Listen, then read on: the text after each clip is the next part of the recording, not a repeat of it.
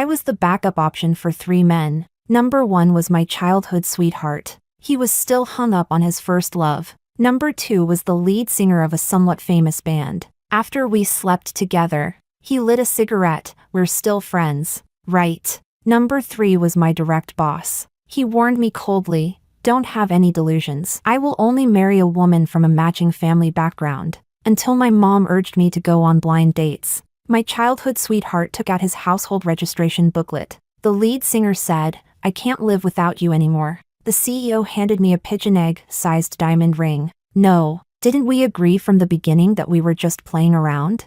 Chapter 1. My mom called to urge me to go on a blind date. I brushed it off. Okay, I know. Send me the time and place. When I hung up, Eric came out of the bathroom. He had rolled up the sleeves of his beige sweater to his forearms and was holding the underwear he had just washed for me as he walked across the living room. He stood on the balcony, hanging the clothes to dry.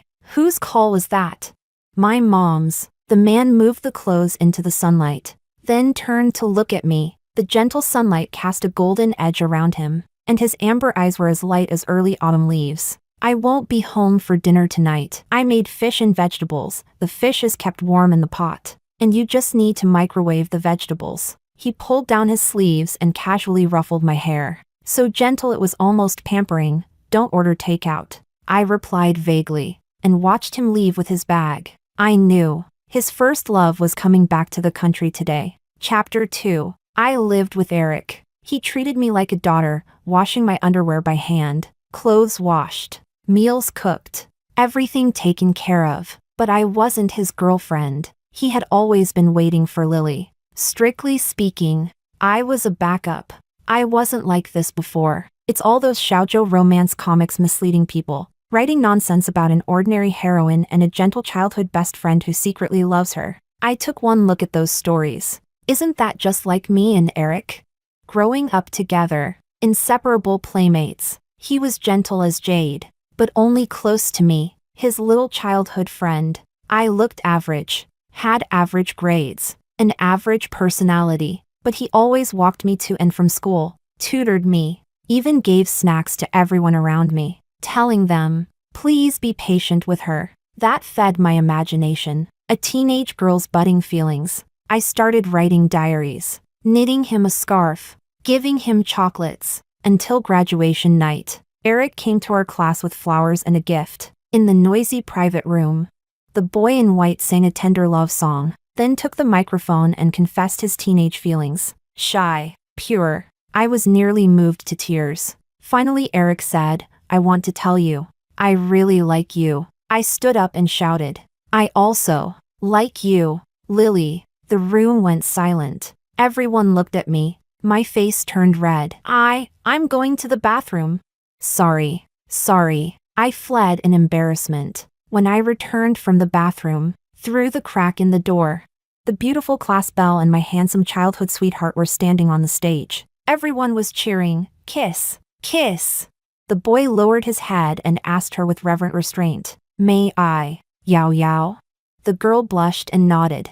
I didn't keep watching. Chapter 3. After that, I avoided Eric. He waited outside my house for me. When I turned around to run, Eric grabbed my wrist tightly. Selena, he said, I've always seen you as a younger sister. You've got to be kidding me with this younger sister crap. What kind of brother teaches his sister homework with their faces almost touching?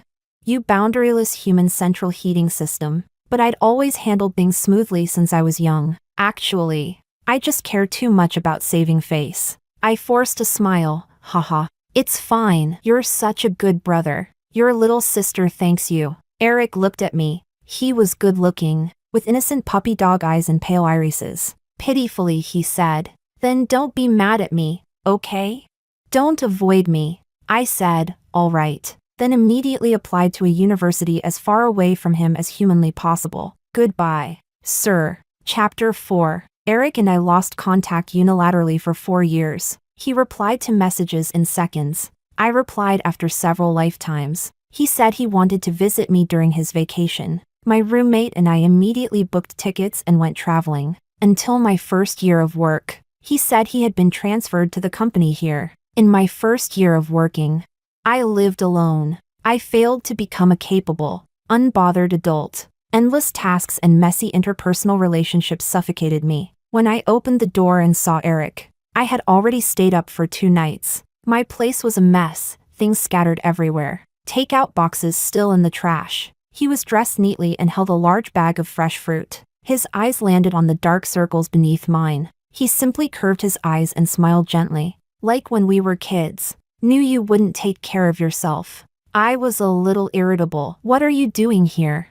He slipped past me effortlessly and walked inside. He patted my head and headed into the kitchen to wash the fruit. I followed behind, grumbling, I didn't let you in. He shoved a bowl of strawberries into my hands. Sit, eat. Before I could react, he was already cleaning. Unwashed dishes in the kitchen, fallen hair in the bathroom, sanitary pads lying crooked in the cabinet. 4 hours later, I was sitting in a spotless living room. Sunlight streamed onto me, warm and soft. On the coffee table was a bowl of noodles he cooked for me. I looked up at him. Eric was still mopping the floor. The Rilakkuma apron I bought hung around his waist, outlining his lean figure. Sweat beaded at his temples, dazzling under the sunlight. I narrowed my eyes at him. What do you mean by this? He tilted his head and smiled. Selena, I've taken care of you since we were kids. I said, I'm afraid your girlfriend will beat me to a pulp. Don't drag me into trouble, okay? He froze for a moment, his eyes dimming. We broke up long ago. She went abroad for college. I lowered my head and quietly ate the noodles. Chapter 5. Actually, by then I was already Pablo's backup option. But isn't there a saying, quantity changes lead to qualitative changes? Being a backup for one person makes you a backup, but being a backup for 2 people, aren't they, in a way, also my backups? Chapter 6. After I made up with Eric, we rented a big apartment, separate bedrooms. Now that his first love had returned, I couldn't keep living there. It was too big for one person anyway, so I might as well rent a new place. I went back to my room to pack a few things, then planned to head out to find Pablo. Have him help me look for a new apartment. He was a local. Chapter 7. I stood at the door and entered the code. The lock clicked open. When I stepped in, Pablo had just come out of the bathroom. His bath towel hung loosely on his hips. The steam tinged his pale face with a flush. Water dripped from his hair, slid down his V-line, and disappeared into the towel. His peach blossom eyes curved slightly as he expressionlessly opened the fridge, took out a can of cold beer, and gulped it down. I stared at his narrow waistline. Aren't you afraid I might be a bad person? He let out a short laugh, his voice chilled and raspy from the cold drink. You're the only one who knows the code to my place. Oh, I responded stiffly. Remembering why I came, I'm here too. Good timing. He wrapped his arms around me from behind. The faint scent of body wash enveloped me. His body was hot, and even the water droplets falling onto my neck felt scorching. Just finished showering. He took my earlobe into his mouth. Sticky and lingering. Especially. He bit each word hard. Especially clean. Chapter 8. When I came back to my senses from half-sleep, the sky was already dark. I was wearing only a shirt he had draped over me. Under the dim light, the kiss marks on my thighs looked almost blinding. I knew it. Every time I came to see Pablo, no matter the reason, things always ended up in bed. My legs were still a little weak when I got out of bed. I instinctively went to the balcony to look for him. He had a cigarette between his lips, his side profile looking lonely in the twilight. That's just how he was. Top-tier charm, enough to make girls lose their minds, even knowing what a jerk he was. The first second you saw his face, you still couldn't help feeling sorry for him. Not that there was anything to feel sorry about. Might as well feel sorry for myself instead. I leaned against the doorway. Why aren't you smoking? Pablo glanced back at me, his peach blossom eyes curved, like little hooks. Quitting, just holding it in my mouth for the taste. I was surprised. So sudden? I'd known Pablo for more than 6 years. He wasn't heavily addicted to cigarettes, but he had never tried to quit. He only avoided smoking in front of me. He took the cigarette out and kept smiling. Someone told me not to smoke. I caught a different meaning in his tone. A kind of omen, like a reformed playboy about to turn over a new leaf. I knew better than to say anything. He tossed the cigarette into the trash, turned to go inside. There was still half a bite mark from me on the back of his neck. She's coming over later to pick up her things. Don't come out. Seriously? I asked. He said, this time, it's probably real. Chapter 9. Pablo was the lead singer of a band. Somewhat famous. Ridiculously handsome. Spent money generously. And looked at people with such deep affection it was like he owed them a love debt from a past life. Back in sophomore year, I was dragged out drinking by friends. I'd been hurt too badly by Eric in high school. So in college, I didn't dare date anyone, until I met Pablo. It was like stepping out of the beginner's village and immediately running into an S-tier succubus. Us honest people had never seen anything like him. Not only was he a master at flirting, he also gave gifts. After 1 week he gave me a gold bracelet. In less than a month, he had me trained like a dog. I took the initiative to go to his place every night. Cleaned for him, washed his clothes, cooked for him, acted like his almost girlfriend, feeling proud of myself, completely oblivious to how strange his friends looked at me, until the day Pablo tricked me into bed. He had drunk too much that day. His friend called me with Pablo's phone, asking me to pick him up. There was a teasing, ambiguous laugh through the receiver. Sis-in-law, Pablo's drunk and keeps calling your name. My face burned. I stammered that I'd be right there. When Pablo saw me, he wrapped his arms around me, nuzzling into my neck. His soft hair brushed against me, making my heart itch. His breaths were hot against my skin, sending shivers across me. His voice was low, the ending tones lingering. He called me over and over. Baby, baby. I was coaxed until my brain turned to mush. Couldn't tell up from down. I even started imagining if our future home should raise a cat or a dog. After arriving at his place, I went to make honey water for him, but he grabbed my waist and pulled me onto the sofa. A kiss pressed down. My tongue was caught and tangled. My oxygen was stolen. I was completely defeated. Mind hazy. I only remembered his bright, gleaming eyes that night. Biting open a strawberry-flavored condom wrapper, he asked, "Is it okay?"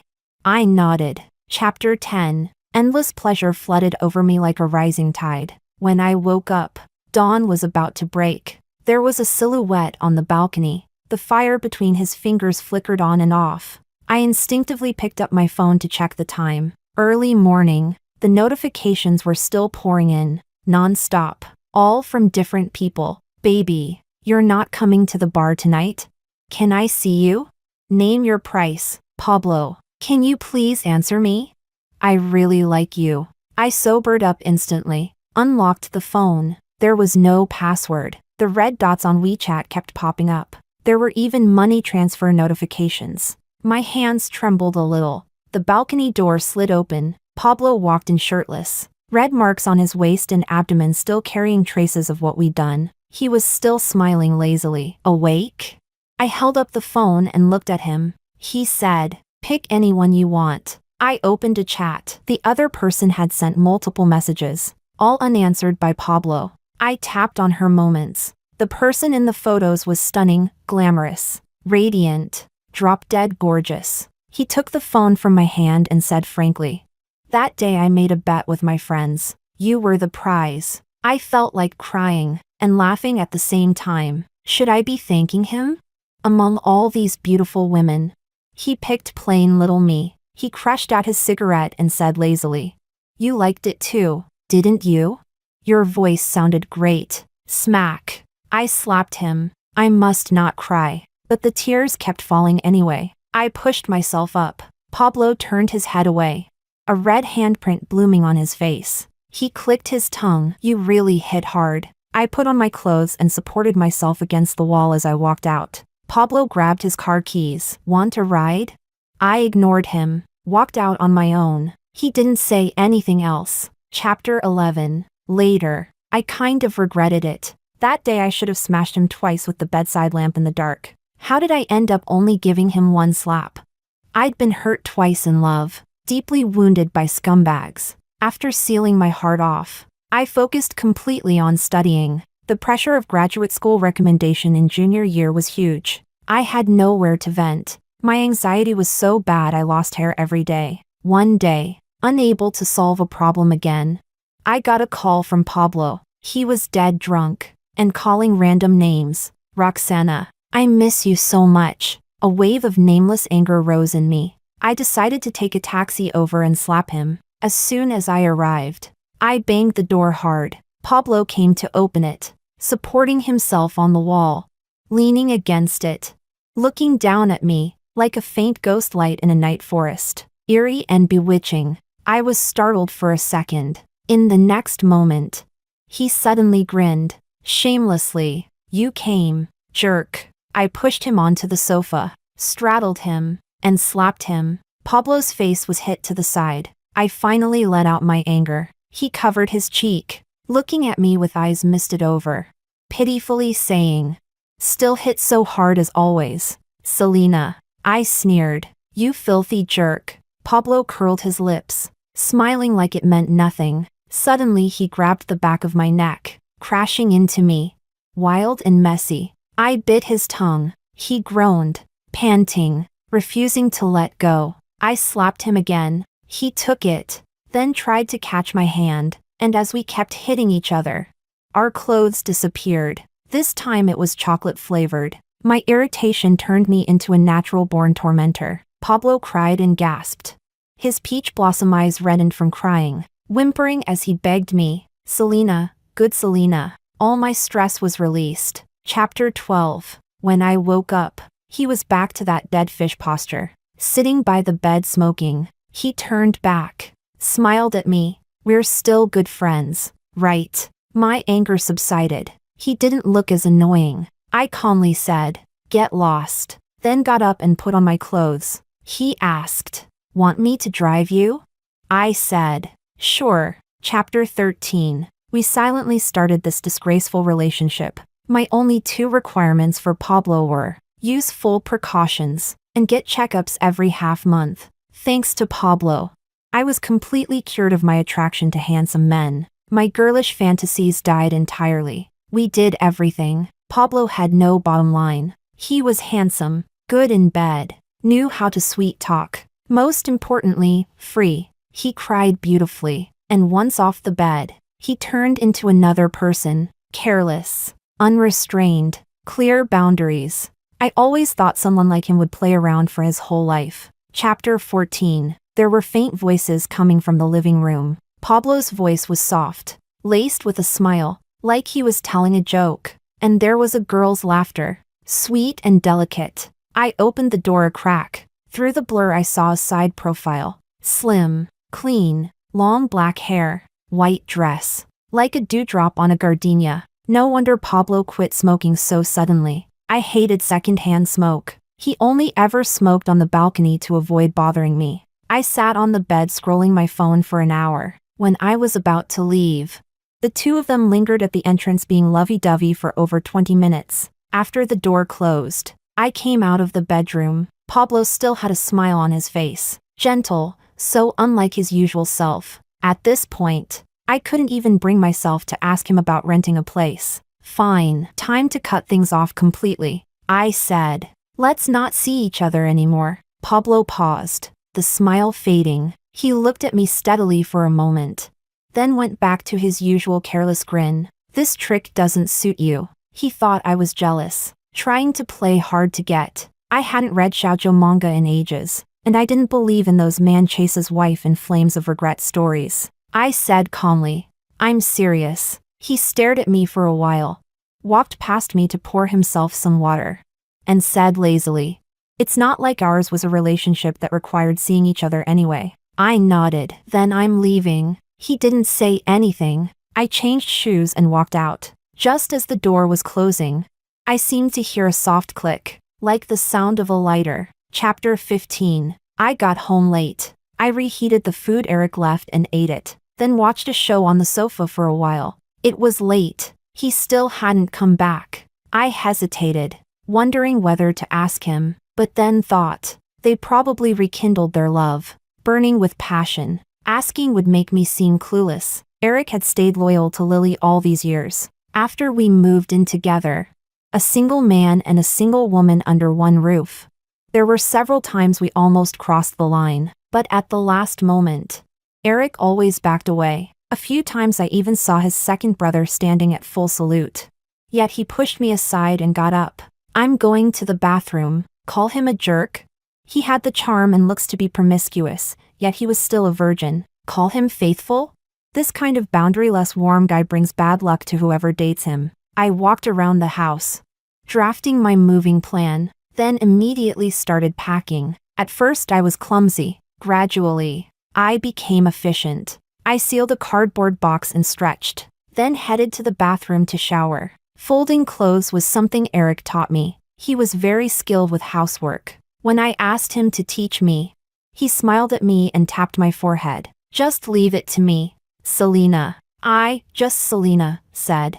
I want to learn. He couldn't refuse me, so he taught me, carefully, just like back in high school when he tutored me. Just leave it to me. Men are never reliable. The moment his first love comes back, he'll dump me and vanish. Might as well enjoy it while it lasts. But I can't let myself get spoiled. Chapter 16. When I woke up in the morning, Eric wasn't home. There was no breakfast in the pot either. I changed clothes and went downstairs to buy buns. As I left, I noticed he had changed shoes at the entrance. He must have come back in the middle of the night. I checked WeChat. Eric, Selena, I'll be on a business trip for a few days. Take care of yourself. The stir-fry shop and the breakfast shop downstairs are pretty clean. Not sure about other takeout places. Don't order from them. I replied, okay. Scrolling through moments on the way, I saw Lily posted last night. A man's greatest charm is his ability to solve problems.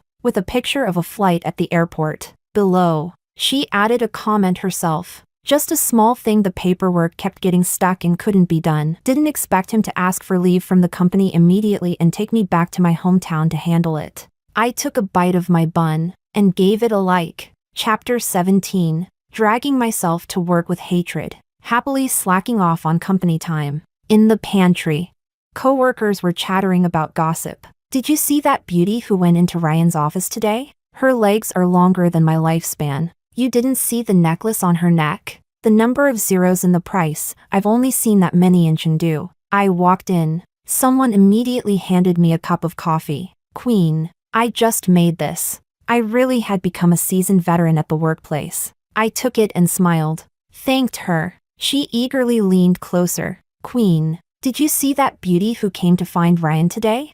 I think she's the daughter of the CEO of Xinyuan Tech. Rich. Gorgeous. I stole a few glances. The sexual tension between her and Ryan. Damn, unreal. I wasn't paying attention and casually responded.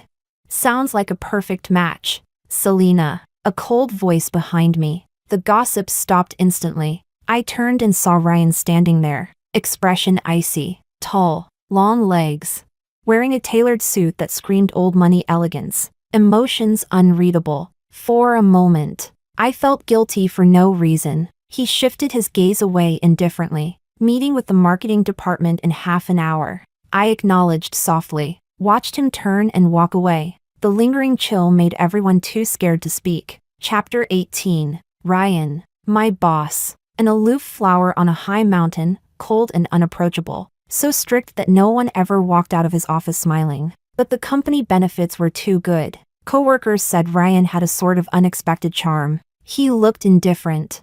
But behind the scenes, he actually considered his subordinates' well-being. I was a little intimidated by him. He reminded me of my middle school homeroom teacher, cold-faced, scolding me until I was in tears, yet giving me a little cake when my stomach growled. Chapter 19. I ended up messing around with him in my second year of work. I failed the recommendation interview for graduate school, so I obediently found a job. The first year was stressful. By the second year, I had become as slippery as wide noodles in hot pot. My position rose quickly, step by step. Eric raised me well. Pablo fed me well. Life was comfortable. I was quite satisfied. People can only be happy when they're content. Ryan was completely unexpected. The person who was supposed to accompany him on the business trip had an emergency at home and couldn't go.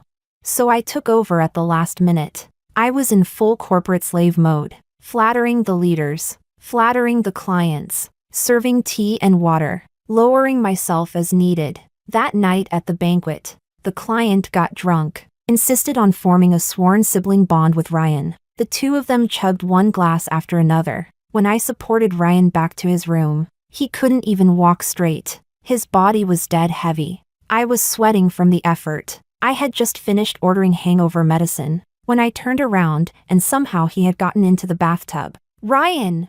I rushed over to pull him out, only to catch him unbuttoning his shirt, clumsily, slowly, taking forever to undo just one button, like a childish kid.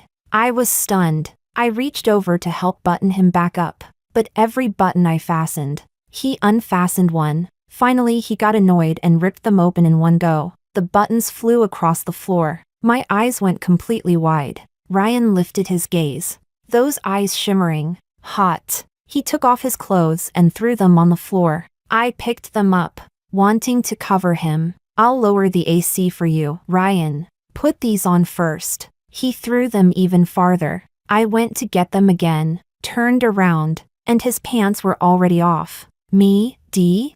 Be big. No, the bathtub. The bathtub is big. If I left him alone, tomorrow's headlines might be, CEO of a major company found drowned in hotel bathtub. I went over and tried to help him out. Let's get you up first, okay? We'll go to the bed. The hangover soup is coming soon. You'll catch a cold in here, MMPH.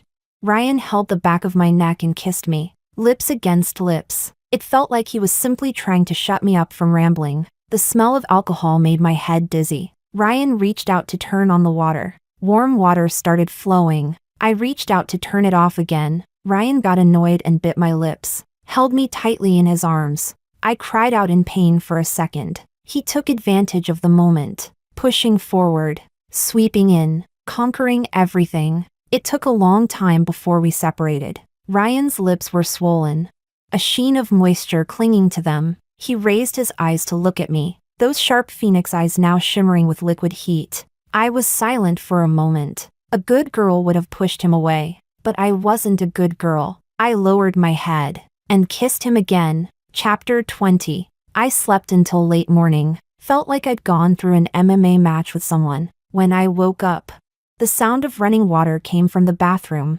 I pressed my forehead and sat up in bed, picking up my phone. The water stopped. Ryan walked out wearing a bathrobe, the belt tied tightly around his narrow waist. A pity the robe had a deep V-neck. You could still catch a glimpse of that shocking scenery beneath. Awake? His expression was calm, unreadable. I answered like a timid quail.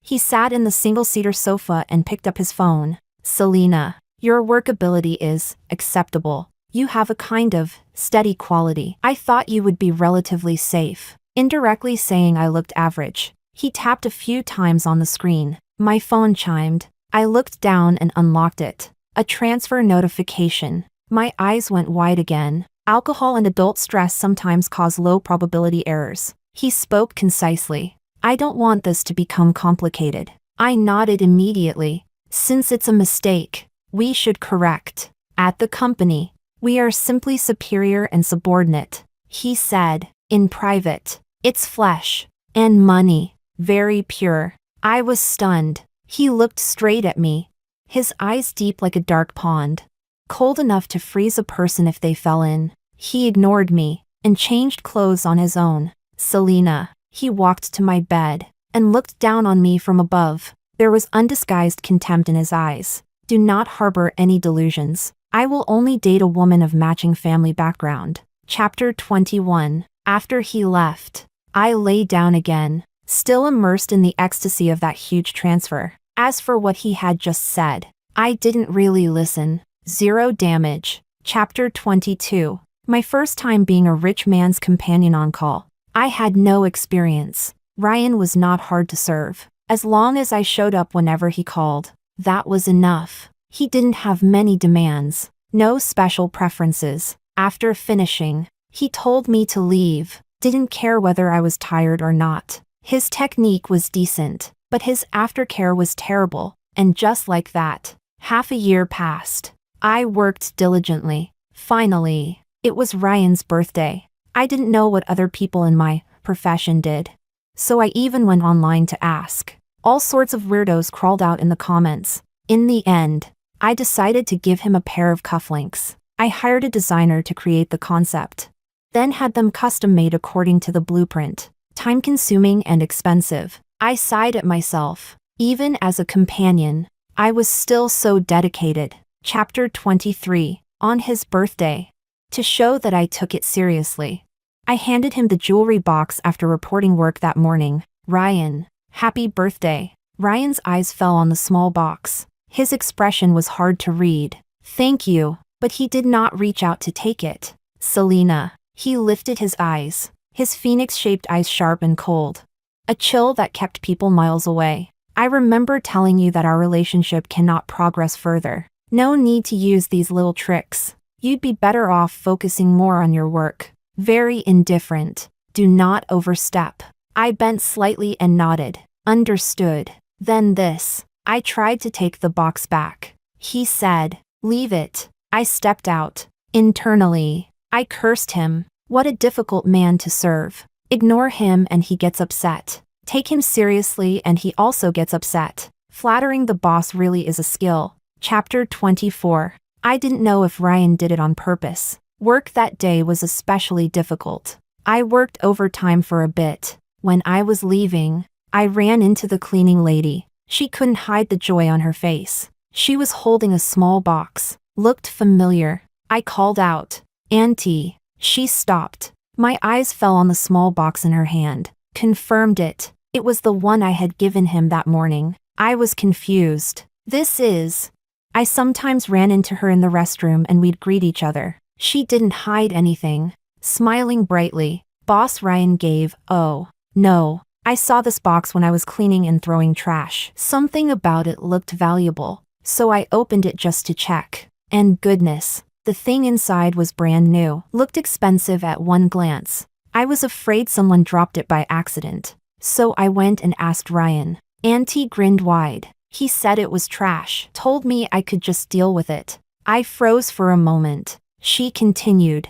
It's still new, what a waste to throw it out. Look, it's so pretty. She opened it for me. My eyes fell on the pair of cufflinks. Under the hallway light, they sparkled, resting on velvet.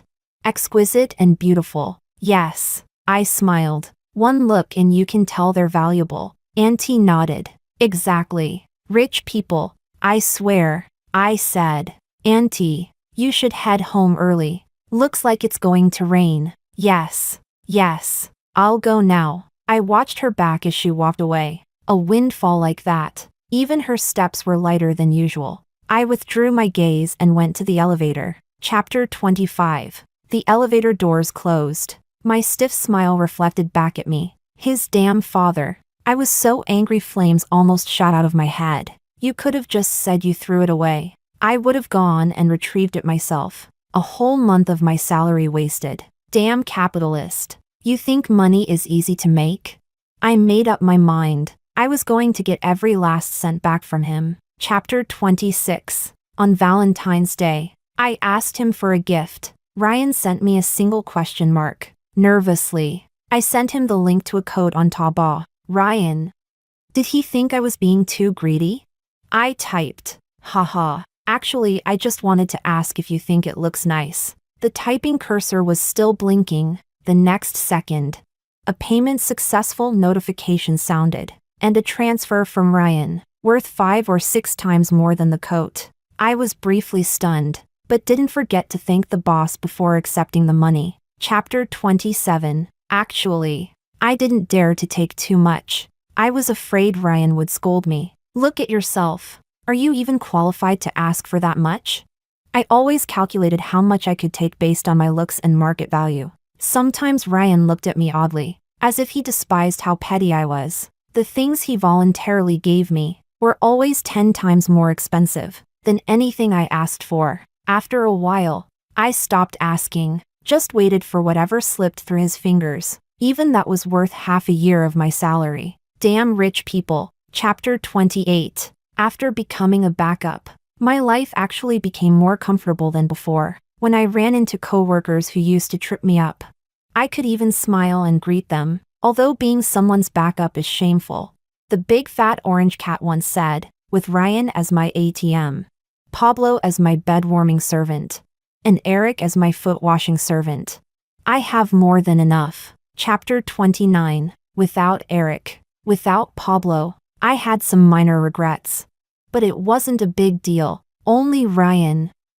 I couldn't quite let go. After all, money is my one true love. Just thinking about losing a source of income hurt a little. Chapter 30. After the meeting ended, a coworker came over to chat. I carried my documents, answering his questions while walking out. I didn't notice Ryan was still sitting at the head of the table reading documents. When I got back to my office and reached into my pocket, I realized my phone had been left in the meeting room, so I went back to get it. Ryan was sitting alone in the meeting room. I froze for a second. Ryan, he responded without looking at me. I laughed awkwardly. I left my phone on the table during the meeting. The table was spotless. Huh?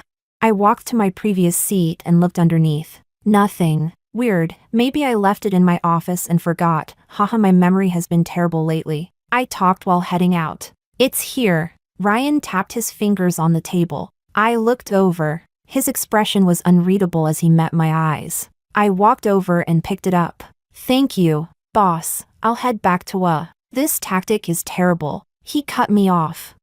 I stared blankly, instinctively looked at my phone. On the lock screen were 2 messages from a blind date guy. Saturday at 10 a.m. Yunhai Cafe. Ryan said, I used to think you were tactful, a rather cute quality, but now your one and only advantage is gone. Selena, I am not going to. He said.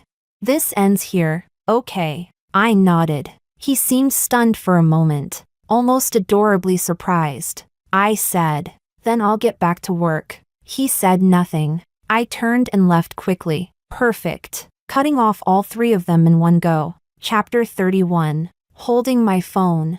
I walked out of the meeting room with footsteps as light as if I were going on a spring outing. Cut off. All cut off. Losing the ATM hurt a little.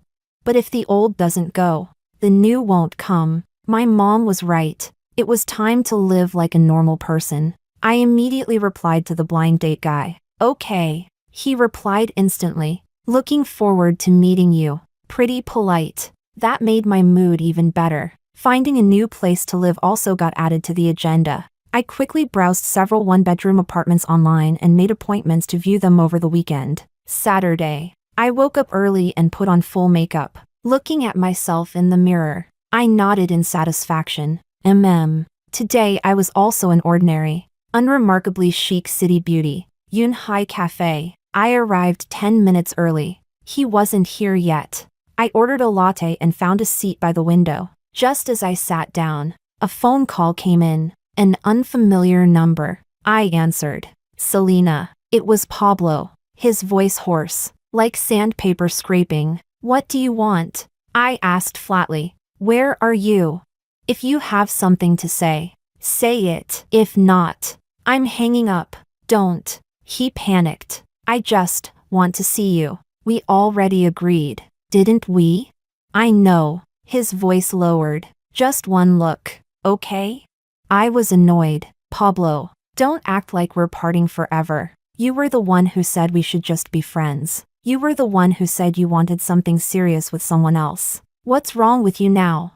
Silence. Then the click of a lighter. He was smoking again. She left. Pablo said. She said I can't forget you. I almost laughed. What does that have to do with me? Whether you forget me is your problem, not mine. Selena. I was wrong. Oh. I shouldn't have let you walk away that day. I'm such a damn idiot. Stop. I dug at my ear. Pablo. I'm not interested in this reformed heartbreaker storyline. You go live your life. And I'm starting my new one. New life? He asked sharply. From the corner of my eye, I saw a man in a white shirt walking toward me. Handsome in a gentle, scholarly way. Looked like my blind date partner whom I had never met. Into the phone. I purposely raised my voice. Of course, a happy life of blind dates, marriage, and having kids. Then I decisively hung up, blocked him. One clean sweep. Peace restored. Miss Selena?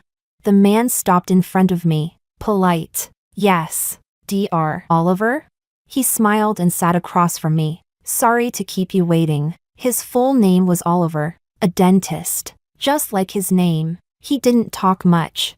But he was sincere. We talked about work, hobbies, future plans. Everything was pleasant. The way he looked at me, no lust, no scheming, just calm appreciation. It felt very comfortable. Miss Selena, you are a very interesting person, Oliver said when we were leaving. I smiled. And you are a very steady person. He adjusted his glasses. Then, may we meet again next time? Of course. After exchanging WeChat, we said goodbye at the cafe door. I turned to go to the subway. A black Maybach slowly stopped in front of me. The window lowered, revealing Ryan's icy face. I froze. Why was he here? Get in, he ordered. I didn't move. Ryan, we're already done. I said get in. His tone sharpened, his gaze cutting like a blade. I didn't want to bicker with him on the street. So I opened the door and got in. The familiar cold-wood scent filled the car, along with the suffocating pressure radiating from him. Who was that man just now? He asked. My friend. Friend? He let out a cold laugh. Selena, you sure find your next target quickly. I couldn't be bothered. Ex-boss. I don't think this concerns you? We were a simple relationship based on money and physical needs. Transaction terminated. We're strangers now. He choked on the word ex-boss. His face darkened further. Dentist? He said it like he had already run a background check. Stable job, clean family background. He does seem like a good marriage candidate. Yes. I nodded. Way better than certain capitalists who only know how to throw money at people while looking down on them. The temperature inside the car dropped instantly to freezing. Ryan stared at me, like he wanted to tear me apart. So you're that eager to marry someone? Otherwise? I countered. I'm not young. I can't stay your hidden bed partner forever. Can I? I gave you money. Yes. You gave me money. I smiled. But I don't want your money anymore. I want a normal life. Is that a problem? Ryan said nothing. The car sped all the way to my apartment building. Get out. I unfastened the seatbelt and left without looking back. I didn't see the depths of his eyes behind me, churning with emotions I couldn't understand. Chapter 32. I thought Ryan was just unwilling to accept it and would cause trouble once, then stop. I didn't expect that the next day at work, he would immediately start acting crazy. First, he called me into his office and made me rewrite my report 3 times, claiming the format was wrong. Then, during the department meeting, he publicly criticized my proposal for lack of creativity. I tolerated it. After all, he's the boss, and I'm just a corporate slave. Clients are God, and the boss is God's father. In the afternoon, he told me to go make coffee for him. That job had always been done by the administrative assistant. I went. When I entered with the coffee, he was leaning back in his chair, eyes closed, resting. I put the coffee on the table. Ryan, your coffee. He opened his eyes, his gaze landing on me. Who told you to wear that outfit? I looked down at my white blouse and black pencil skirt. Standard office lady attire. What was wrong with it? Too short. He said. Me, you're not allowed to wear it again. I took a deep breath, plastered on a professional fake smile. Okay, boss. And, he paused. What's on your neck? Instinctively, I touched my neck. Yesterday's mess with Pablo. He might have left a mark. I hurriedly used my hair to cover it. Nothing. Ryan stood up and walked toward me, step by step. His overwhelming presence made me subconsciously retreat, until my back hit the cold wall. He reached out, brushed aside the hair covering my neck. His fingertips were cold, sending goosebumps all over me. He did this? I didn't respond. Selena. Impressive. He let out a bitter laugh. You leave me and immediately jump into someone else's bed. We already ended. I reminded him. I didn't agree. I was stunned. Ryan, are you confused? We were just hookup partners. In a hookup, Either side can stop at any time. I don't want to stop now. He pinched my chin, forcing me to look at him. You belong to me. I don't. You do. He lowered his head and kissed me hard, punishing, rough, savage. I struggled. But he held me firmly in his arms. Only when I nearly suffocated did he let go. I gasped for air, glaring fiercely at him. Ryan, you bastard. I am a bastard. He wiped the corner of his mouth and smiled, though the smile didn't reach his eyes. But in this lifetime, don't even think about leaving me. Seeing the obsession and madness in his eyes, only one thought crossed my mind. This man is insane. Chapter 33. I went to see apartments on the weekend. The agent showed me several places, but I wasn't satisfied with any of them. The last one was in a high-end complex downtown, a one-bedroom apartment, beautifully decorated, fully furnished with all appliances. Most importantly, the security was great. I fell for it at first sight. This one, I said. The agent beamed with joy. Miss, you have good taste. The owner originally lived here himself, used only the best materials for the renovation, and he's only renting it out in a hurry because he's going abroad. I signed the contract and paid the deposit. That very night, I started moving. Eric wasn't around, so I could only be my own manual labor. I hauled big and small bags downstairs, so tired my back was about to snap. When I got to the last box, a pair of hands reached from behind me and took it. I'll do it. I turned around and saw Eric standing behind me, dusty and travel-worn. He looked thinner and tanner. There was blue stubble on his chin, and he seemed exhausted. Aren't you on a business trip? I came back early. He lifted the box easily. Why are you moving all of a sudden? The lease is up. I lied. He didn't question it, only said, why didn't you tell me? I would have helped you. Aren't you busy accompanying your first love? I snapped. Eric's movements paused. Selena, she and I. Stop. I didn't want to hear it. Whatever is going on between you two has nothing to do with me. The stuff's all moved. You can go now. I pushed him out the door and went to close it, but he blocked it with his hand. Selena, let's talk. There's nothing to talk about. There is. He stared at me stubbornly. I took her back because her grandfather is seriously ill. She couldn't handle things on her own. I came back as soon as everything was done. So what? It's over between us. He said. It ended years ago. Oh, I came back this time to make things clear with you. He pulled a small box from his pocket. Inside was the digital watch I gave him in high school. Long since stopped. I kept it all this time. I looked at that watch. My feelings a tangled mess. Selena, I was a jerk before. I always thought what I felt for you was just a brother's feelings for a younger sister. Until this time, I was looking at her, but all I could think of was you. I wondered if you were eating properly, if you were staying up late again, if you had turned the house into a mess again. That's when I realized I've long been unable to live without you. He took my hand and placed the watch in my palm. Selena, give me another chance, please? His puppy dog eyes were wet, looking utterly pitiful. I almost softened, but I was no longer the 17-year-old Selena. Eric, I said, returning the watch to him.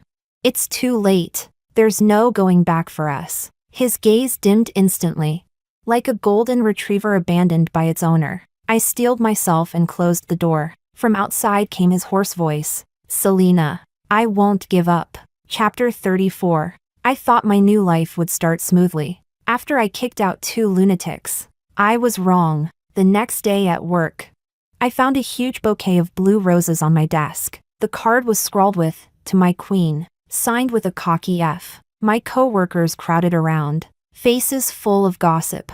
Damn, sis, not bad. Which rich second gen is chasing you? I had a headache just looking at it. I tossed the bouquet into the trash, but in less than 10 minutes, an identical bouquet was delivered again, this time with a note attached. Throw it again, and I'll just buy the flower shop. Me? Fine, you win. At lunch in the cafeteria, just as I got my food, Pablo sat down across from me with his tray. He'd lost weight. The dark circles under his eyes were heavy, But those peach blossom eyes were still dangerously charming. Selena, the sweet and sour pork here is pretty good. Try it. He picked up a piece and put it in my bowl. I frowned. What are you doing here? Chasing you. Of course. He smiled like it was the most natural thing in the world. My coworkers around us had already begun whispering. I lowered my voice. Pablo, don't go too far. How am I going too far? He looked innocent. I'm just pursuing the person I like. Totally justified. I don't like you. That's okay. I can work hard until you do. I didn't bother responding and kept my head down to eat. He didn't speak either. Just kept staring at me. Under his gaze, I felt so uncomfortable that I hurried through my food and left. In the afternoon, the doctor asked me out to a movie that evening. I agreed. After work, I specifically went to the restroom to touch up my makeup. Just as I stepped out of the office building, I saw 3 cars parked at the entrance in a triangle formation. On the left, Ryan's Maybach. On the right, Pablo's flashy red Ferrari. In the middle, a low-key black Audi. I knew the plate well. It was Eric's. The 3 men leaned against their respective car doors. One cold as ice. One smiling like a wicked fox. One gentle as jade. 3 pairs of eyes, locked onto me in unison. The scene was basically a live-action love war battlefield. Colleagues coming and going at the entrance all stopped to stare. My scalp tingled. I felt like a little white rabbit targeted by 3 wolves. I took a deep breath and walked straight through the middle of them. Eyes forward. Stop. All 3 spoke at the same time. My steps halted. Ryan came over and grabbed my left hand. You're coming with me. Pablo refused to be outdone and grabbed my right hand. Selena, you said I'd be the one driving you. Eric blocked my path, face full of worry. Selena, it's so late. Where are you going? I felt like I was about to be torn into 3 pieces. Let go! I snapped. The 3 of them let go at the same time. I rubbed my sore wrists and glared coldly at them. What exactly do you all want? I want you. Ryan, concise as ever. I want you. Pablo followed immediately. I want to take care of you, Eric said. I let out a disbelieving laugh. And what did you each treat me as before? One of you said I was a little sister. One of you said I was just a friend. And one of you directly treated me like a commodity with a price tag. And now you say you want me. So that's that? Why? Did any of you bother to ask what I want? All 3 fell silent. On their faces was regret and helplessness I had never seen before. Selena, a gentle voice sounded. I turned and saw Oliver standing not far away. 2 movie tickets in his hand. He looked at the circus over here with a slight frown, but still walked over to me. The movie's about to start. He naturally took my hand. Let's go. I looked at him like he was my savior. Okay. I left with him, without looking back, leaving those 3 men and the mess of broken feathers behind me. Chapter 35. The movie was boring. I didn't take in a single word. My mind was full of those 3 lunatics. Oliver seemed to notice my distraction. Something on your mind? Nothing. I shook my head. Is it because of those 3 gentlemen? I stayed silent. If they're bothering you, I can help, he said. I looked at him, surprised. How would you help? He smiled but didn't answer. After that night, Ryan stopped sending flowers. Pablo stopped appearing in the cafeteria. And Eric stopped blocking my path. The world was finally peaceful. I thought they'd figured things out and given up. Until a week later, I received a package. Inside was a stack of documents. Ryan's company's tax evasion evidence, a plagiarism smoking gun from Pablo's band, and incriminating material about Eric's first love's father, corruption and bribery. Each one was enough to utterly destroy its target. At the very bottom was a sticky note, handwriting graceful. Now, they won't bother you anymore. Signed, Oliver. My hands and feet went cold. I finally understood what Oliver meant by help. He wasn't some gentle, harmless dentist. He was a poisonous snake hiding in the dark. I immediately called him. Why did you do this? For you, he said, voice still gentle. I told you, I don't want to see you troubled. But this is illegal. For you. It's worth it. I was speechless. What kind of cursed luck did I have to attract men more unhinged than the last? Oliver, destroy all of this, I said. I don't need this kind of help. Why? He asked. You don't like them, do you? I don't like them. But I never wanted them dead. Selena, you're too soft. He said. To be soft on your enemies is to be cruel to yourself. They're not my enemies. They are. He insisted. Anyone who tries to take you away from me is my enemy. I hung up. My mind was a mess. I stared at the bomb in my hands. And for the first time, I felt afraid. I didn't want things to go too far. I mailed all 3 sets of documents back to their owners with a note. Take care of yourselves. Chapter 36. The next day, in front of my new apartment, the 3-way interrogation happened again, only this time. None of them looked good. Did you send these? Ryan asked. I nodded. Where did you get them? Pablo demanded. That's not important, I said. What matters is, you know exactly what will happen if any of this gets exposed. All 3 fell silent. I don't want any ties with you anymore, I said, enunciating each word. You walk your sunlit road, and I'll walk my single log bridge. From now on, we owe each other nothing. No, Eric was the first to object. Selena, I can't live without you. Same here, Pablo said. I can handle my own crap. But you, I'm not letting you go. Ryan didn't speak, just stared at me intensely, as if I were a lost treasure recovered. My head throbbed painfully. What will it take for you all to leave me alone? We won't. All 3 spoke in unison. Me, fine. You win. I took a step back and looked at them. Okay, so you won't back off, right? Then solve it yourselves. Whoever wins, I'll be with him. I threw the problem right back at them, then slammed the door shut. Silence at last. I leaned against the door and let out a long breath. I knew it was only temporary. Those 3 men were all powder kegs waiting to explode. A storm was inevitable, but so what? After all, it wasn't my headache anymore. Chapter 37. In the days that followed, my life was exceptionally exciting. Every day, I could see those 3 men on the financial news, entertainment gossip, and social headlines. Ryan's company was anonymously reported. The tax authorities had already intervened to investigate. Pablo's band was exposed for plagiarism. Their new album was taken down, their concert canceled, and they were facing massive compensation claims. As for Eric's first love's family, because of corruption issues, the disciplinary commission had invited them in for tea. I guessed all this was Oliver's masterpiece, and those 3 were not exactly pushovers either. Ryan quickly stabilized the situation at his company and started to fight back. Several small companies that had opposed him went bankrupt one after another. Pablo held a press conference, tearfully admitting his mistakes, and announced he was leaving the band and going solo. Eric used his family connections to pull his first love's family out of trouble, on the condition that they immediately go abroad and never come back. The 3 of them were busy putting out fires in their own lives. Yet they still found ways to keep showing up in front of me. Today, Ryan sent someone to deliver a limited edition sports car. Tomorrow, Pablo booked out an entire square and used drones to set off fireworks for me. The day after, Eric directly bought the apartment below mine and started cooking 3 meals a day for me, each day with new variations. And Oliver, like a ghost, would appear by my side from time to time, reminding me that none of those 3 were good men, and only he was truly my perfect match. I felt like I was living as the heroine of a trashy primetime melodrama, the kind with 4 male leads fighting over 1 woman. I got fed up.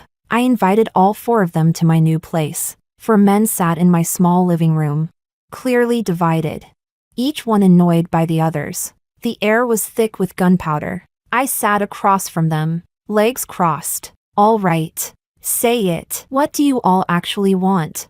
I want you, Ryan said. I want you, Pablo said. I want you, Eric said.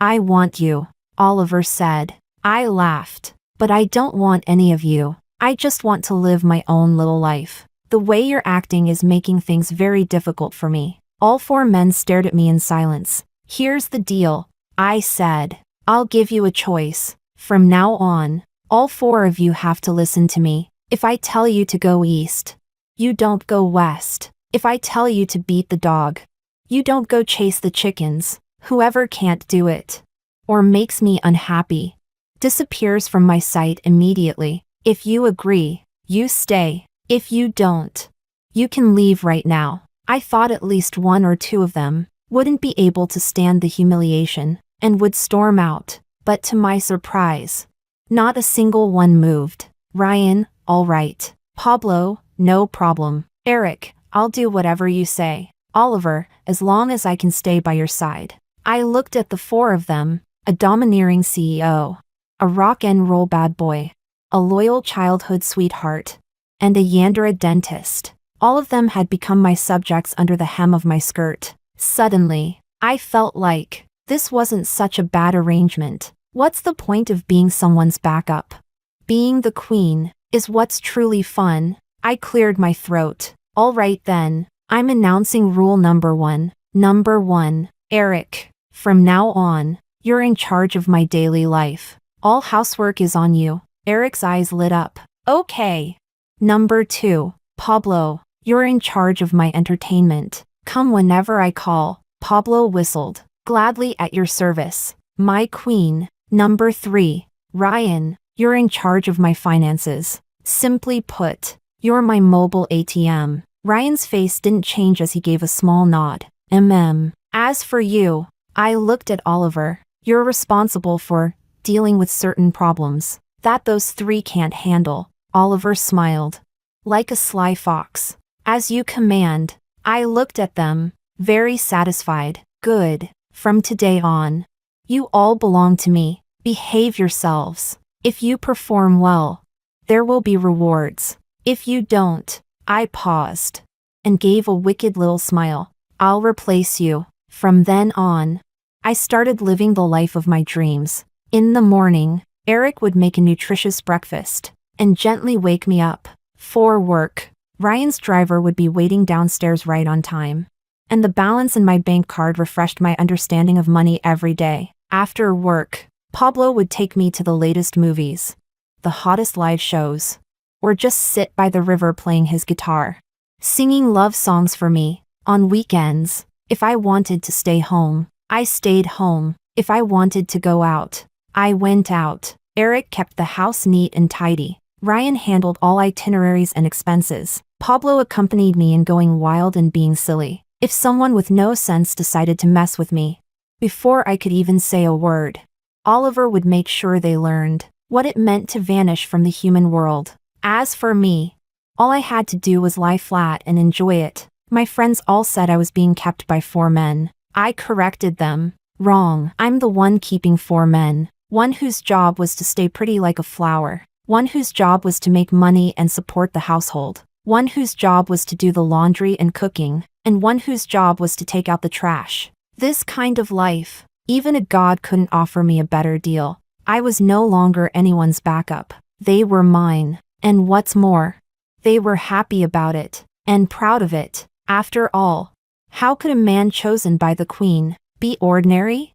As for morality, what's that? Can you eat it? As long as I have no morals, no one can morally blackmail me. As long as I'm shameless enough, I can have the whole world.